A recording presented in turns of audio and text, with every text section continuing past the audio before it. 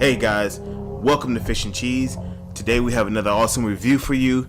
Before we get started, please subscribe, like, share, and comment down below if you have any questions, alright? So what we have for you today is the Asus RT N12 wireless 300 router. So this is a wireless N300 router. Now, before I get started, I do want to say, if you have not checked out my previous review on the Tenda AC6 AC1200 router, please go to my channel, look at that video, watch that video after you watch this one so you can kind of compare which one's going to be best for your type of setup. Alright, so without further ado, let's dive down below. So what exactly are the contents of the box?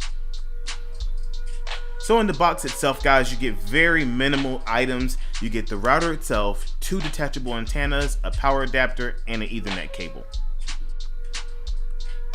Design. The device has a very nice finish. It has a carbon fiber-ish look to make it more aggressive, especially for other gamers. We love those aggressive looks. The device also has white etching for the LED lights, as well as an insignia at the very right hand corner that says Asus and the RT N12 model.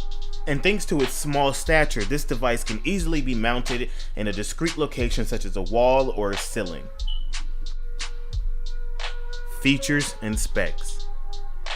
Some of the key features and specs for this router includes Windows 10 and Mac support, wireless in speeds up to 300 megabits per second, 2 high gain 5 decibel antennas, and a slew of security features including WPA2 PSK, NAT firewall, DOS detection, and VPN servers to protect you from the government, hackers, and snoopers. Speed testing. Alright folks, so we're back. We're at the Xbox One S. We're going to do a quick speed test on the Tenda AC6 router, and we're going to see how it compares to the Asus RT N12 router. This is going to be on the 5 gigahertz band. Let's go down to detailed network statistics, work a little magic, boom. Alright, so download speed is 82.14 megabits per second. Upload speed is 1160.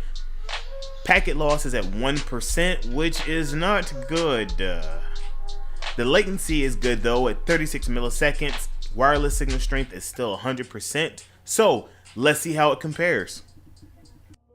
Alright guys, I'm back at the Xbox. I got the Asus router hooked up. We're going to run a quick detailed network statistics test. We're going to work a little magic. Boom! Alright, so download speed is 32.93 megabits per second. Upload speed is 9.68 megabits per second. 0% packet loss, which is muy bien. Latency though is definitely increased at 49 milliseconds. Wireless signal is still the same at 100%.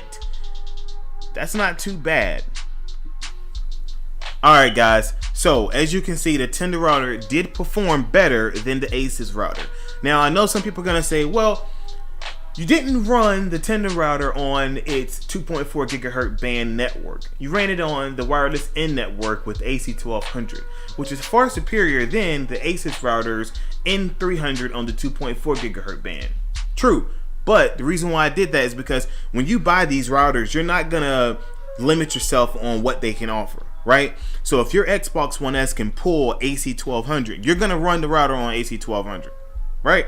Right, so what I wanted to do is I wanted to max out each one's capabilities and show you what the results would look like. This particular router was around 30 megabits per second on the download.